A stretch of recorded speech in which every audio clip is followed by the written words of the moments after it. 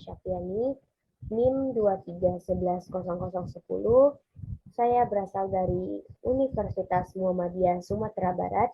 Di sini saya akan mempresentasikan tugas biologi sel, komunikasi antar sel. Dosen pengampu Ibu Nurul Widya, SSI, MSI. Yang pertama ada definisi komunikasi sel. Komunikasi sel adalah interaksi antara satu sel dengan sel yang lainnya ataupun antara sel dengan lingkungannya. Tujuannya agar setiap organ di tubuh kita dapat menjalankan tugasnya sehingga dapat menjaga kelangsungan hidupnya. Adapun jenis-jenis komunikasi sel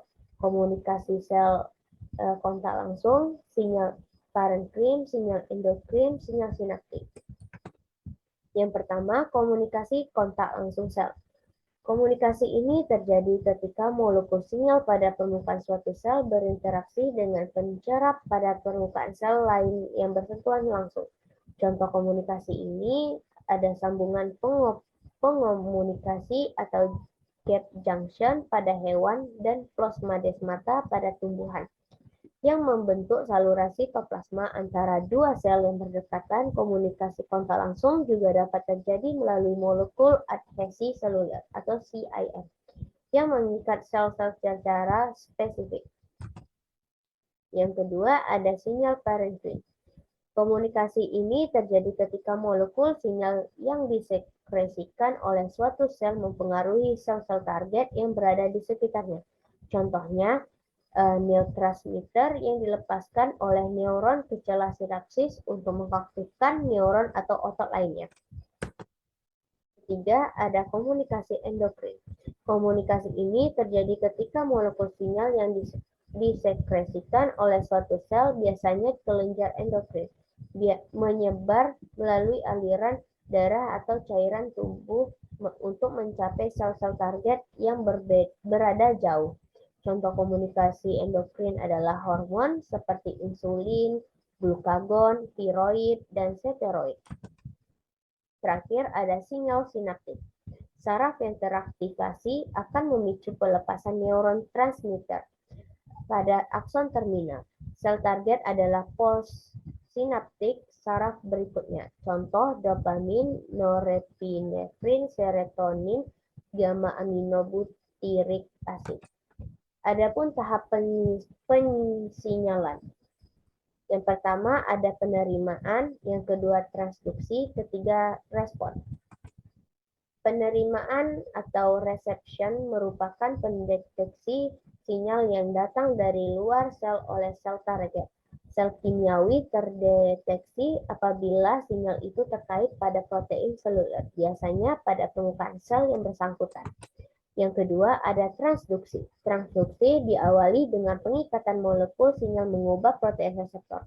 Tahap transduksi ini mengubah sinyal menjadi suatu bentuk yang dapat menimbulkan reseptor seluler spesifik.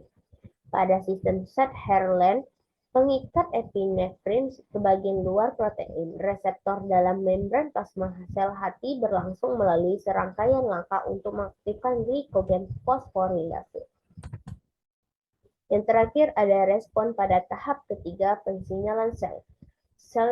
Sinyal yang ditransduksi akhirnya memicu respon seluler spesifik. Respon ini dapat berupa hampir seluruh aktivitas seluler seperti katalisis oleh suatu enzim, penyusunan ulang sitoskeleton, atau pengaktifan gen spesifik di dalam nukleus.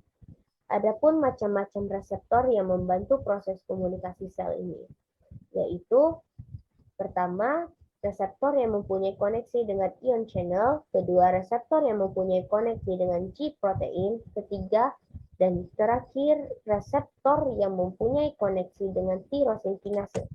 Yang pertama, reseptor yang mempunyai koneksi dengan ion channel membuka atau menutup secara singkat sebagai jawaban atas pengikatan suatu neurotransmitter.